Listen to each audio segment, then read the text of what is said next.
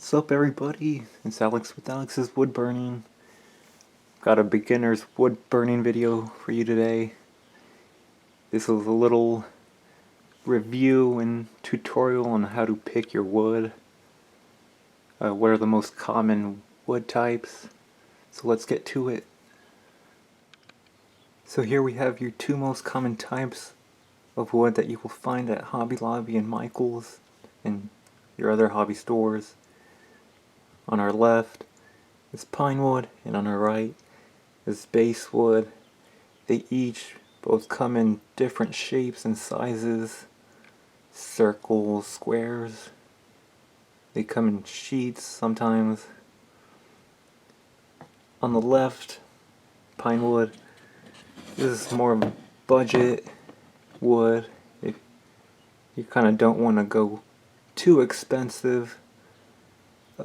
They're usually about $2 to $3 each.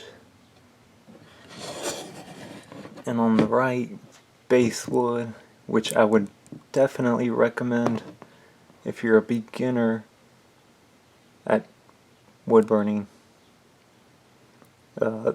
This one is, of course, has the live edge still around it, but you can find it without the live edge. It may be in, like I said, a square or circle.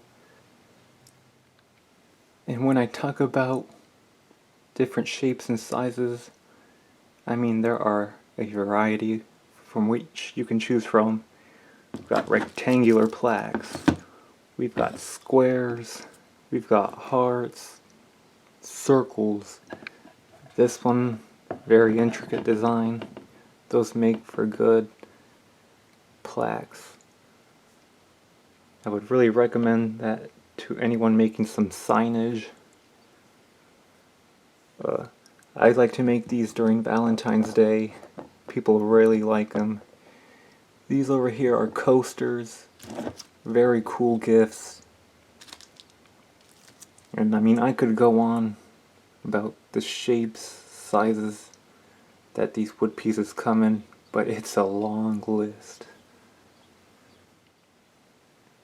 For beginning wood burners, I would definitely recommend going with basswood, just because it's very simple and easy to wood burn on. You won't have very much trouble wood burning on that basswood.